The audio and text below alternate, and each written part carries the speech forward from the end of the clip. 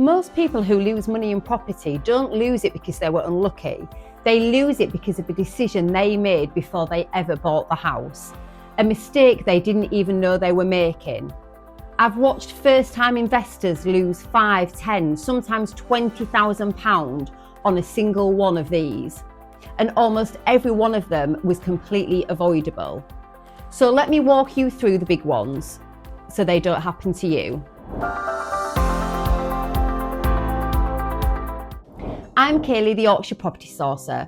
We help busy professionals build hands-off property portfolios. And a big part of what we do is to stop people walking into expensive mistakes before they happen. And here's the thing about property. The mistakes are quiet. The stock market tells you you've lost money the same day. Property doesn't. You can buy badly and not realise for 2 or 3 years until the void periods, the repair bills and the disappointing rent slowly add up to a return that was never what you were promised. There's research that backs this up. One specialist lender surveyed landlords on their most expensive regrets, and the answer was strikingly consistent. Nearly 1 in 5 said they'd spent money on the wrong things.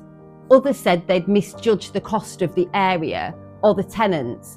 These aren't rare disasters, they're common, predictable and avoidable. So let's go through them. The first mistake, and the most expensive, is falling in love with a house instead of the area. First-time investors do this almost every time. They find a property that looks lovely, nice kitchen, done up well, photographed beautifully, and they buy it because they like it. But here's the truth, you are not going to live in it. Whether it has a lovely kitchen matters far less than whether the right tenants actually want to live on that street and whether the numbers work. A good area does the heavy lifting for you. Strong local employment, so there's always tenant demand. Good transport links, investments coming into the town, rents that are rising, not stagnant. Get the area right and a huge amount of your risk disappears before you've even looked at a single property. Get it wrong, and it doesn't matter how nice the kitchen is, you'll struggle to rent it, struggle to grow its value, and struggle to sell it. This is exactly why we start with the area, never the house. We research employment, transport, regeneration, and tenant demand first. Only once a town passes those tests do we even look at individual properties. The house is the last decision, not the first.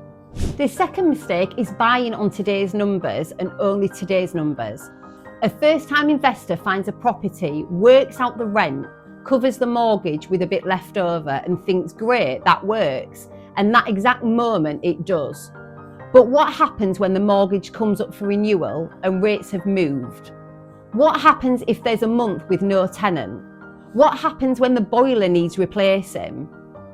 If the deal only works when absolutely everything goes right, it's not a good deal, it's a fragile one. This is what we mean by stress testing before we even recommend a property. We run the numbers at higher interest rates than today's. We build in a void allowance because no property is occupied every single day forever. We budget for maintenance and we only move forward if the deal still works with all of that stacked against it. Let me give you a real example. A property we sourced in Castleford bought for £120,000. It rents for £900 a month.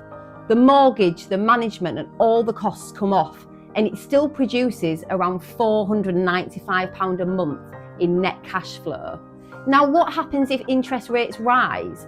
The cash flow drops a bit, but because the deal had a cushion built in from the start, it still pays every month. That cushion is the difference between an investment that survives the real world and the one that falls over the first time something goes wrong. A good deal works at today's rates and survives tomorrow's. The third mistake catches almost everyone on their first project, underestimating the refurbishment. Hear how it goes. You walk around a property and it looks like it just needs a bit of a tidy up.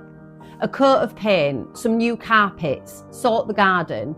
You budget a few thousand and feel quite pleased with yourself. Then the work starts. The wallpaper comes off and takes half the plaster with it. So now the walls need skimming. The first heavy rain reveals the guttering or needs replacing. You lift the carpet and find rotten floorboards underneath that the survey never picked up. There are slow leaks in the pipework. Suddenly your few £1,000s has doubled and your returns are now nowhere near what you planned. This is one of the most common and most expensive mistakes there is. The lender survey I mentioned found that nearly 1 in 5 landlords regretted how much they ended up spending on the works. The lesson isn't to be scared of refurbishments, it's to budget properly, get a proper assessment before you commit, and always build in a contingency for the things you can't see. The light touch refurb is the one that bites people. The full back to brick project is often safer because at least you've costed everything. We've made enough of these mistakes over the years of our own money to know exactly where the hidden costs hide.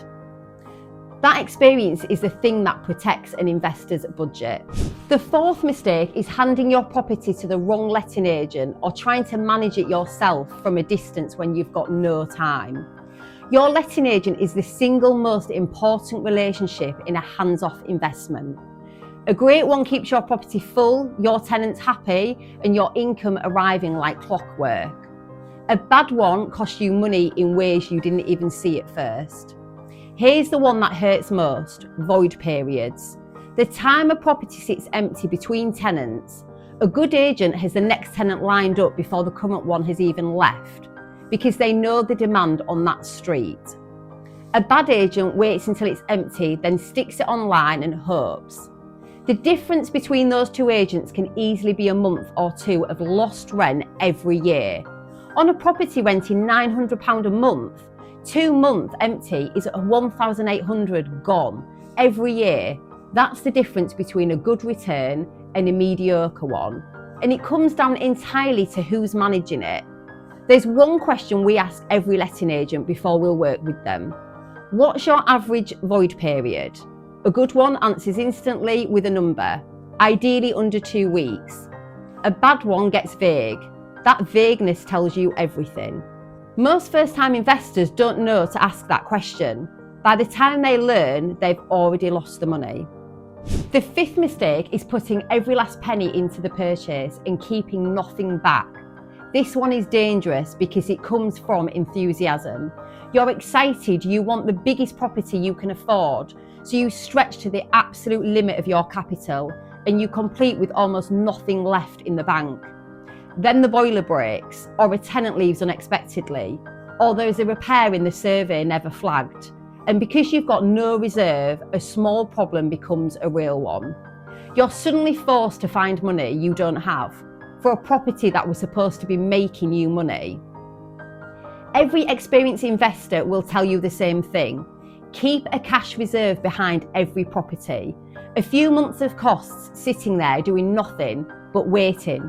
It feels insufficient. It feels like money that should be working. But that buffer is exactly what turns a stressful emergency into a minor inconvenience. The investors who get into trouble aren't usually the ones who bought the wrong property. They're the ones who left themselves no room when something went wrong. And something always eventually goes wrong. Buy within yourself, keep a reserve, sleep well at night. Now, if you look back at all of those 5 mistakes, you'll notice something. They all share the same root cause: inexperience. Every single one of these is a mistake you can make once, learn from, and never make again. The problem is, in property, learning that lesson the first time can cost you thousands of pounds.